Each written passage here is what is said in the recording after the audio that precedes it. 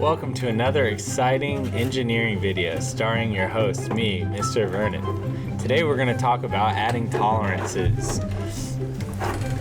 Hopefully Malik doesn't knock anything over while we're recording again. So we're going to start off with the drill block, which is from activity 7.2, and that's where we created it. And in activity 7.3 we're going to come back and add in the different tolerances according to what it says. Oh boy, you can just leave it. It's fine.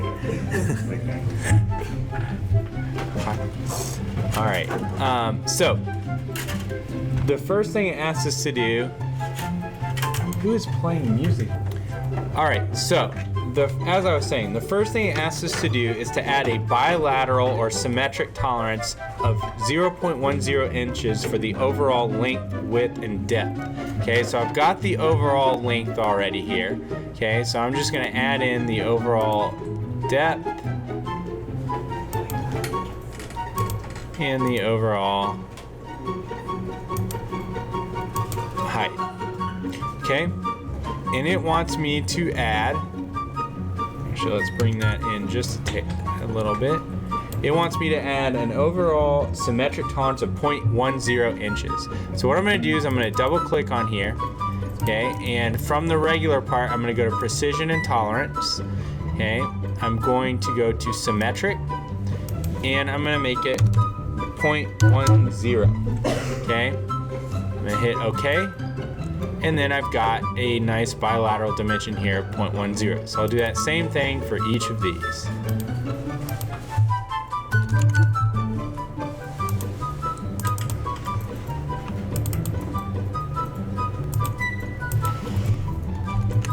Okay, the next thing that it asked me to do is to create a stack limit dimension to locate the holes along the depth dimension, such that the dimension can vary between the dimension given above and between the given dimension and 0.03 inches larger. Okay, so we're going to go right here, and the depth of these holes is 1 inch, and it wants me to give it a stacked limit dimensions, okay, between the given dimension, which is 1, and 0.03 inches larger than that. So from 1 to 1.03. Okay, so now we've got a stacked dimension, limit dimension here. Next it asks to give we've created datum dimensioning, and we've already changed that. So before it was chain dimensioning, and we just changed it to datum. Okay, and then we need a unilateral or a deviation tolerance of plus 0.003 inches for the counterbore diameter on the 0.25 inch diameter hole. Okay, so that's this hole right here.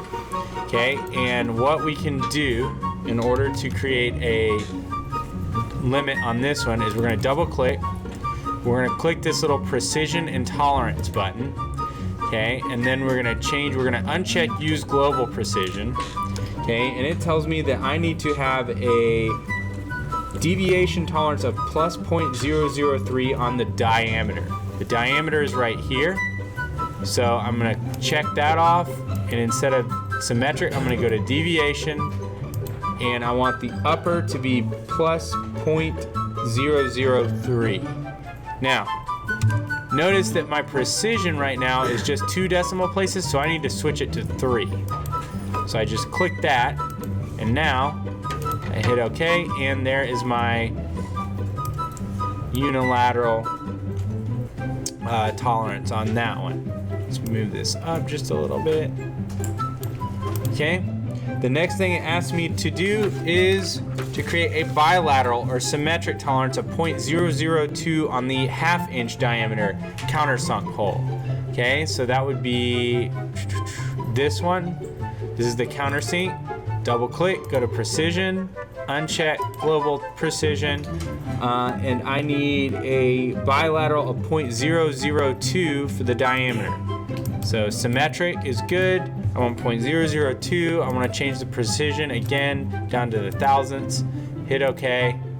There are my tolerances there. Okay, the next part it asked me to do is to create the general tolerances that are shown in the activity. Okay, so on the activity sheet it gives me a table. All right, now there is this way to create the table is a little bit complicated, but it can be done on this. Okay, so what you're going to do is you're going to create a general table. So you're going to click general table.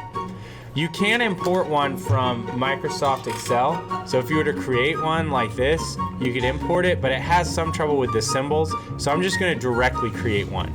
So I want it to have 2 columns, and I want it to have 4 rows. Okay, so I'm going to hit OK. I'm going to place my table right here. Okay, and then I'm going to double click on it. Okay, the first thing I want to do is I'm going to go to table layout. For my title, I'm going to change it to general tolerances. Okay, hit apply, see how it looks, good. Okay, column 1, I'm going to right click on it, I'm going to go to format column. Okay, at the top of that column header, I'm going to say linear dimensions. Hit apply. Okay, I see that it doesn't fit, so I'm going to go ahead and I'm going to start adjusting it.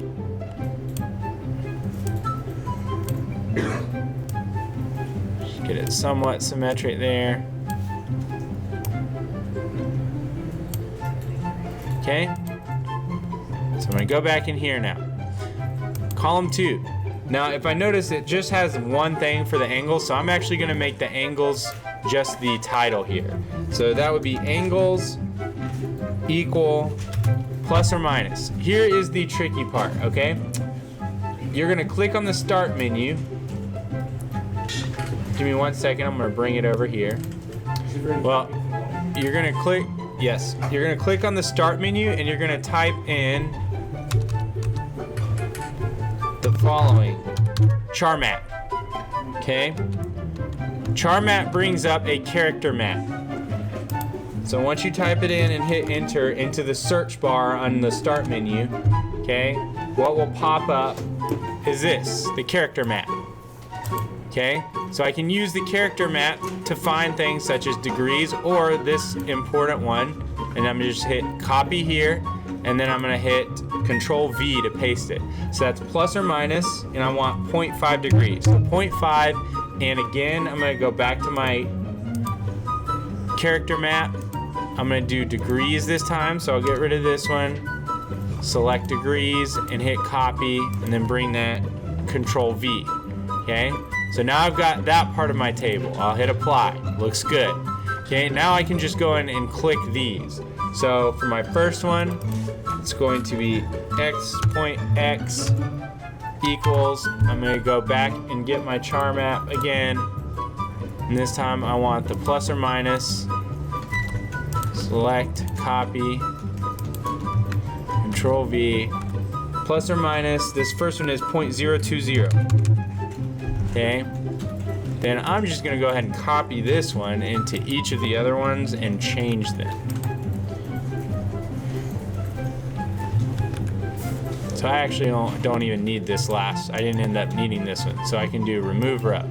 Okay, now I'm going to go in here, change that to x.x equals 0.10, and the last one is x.xx equal to 0.005. I hit apply.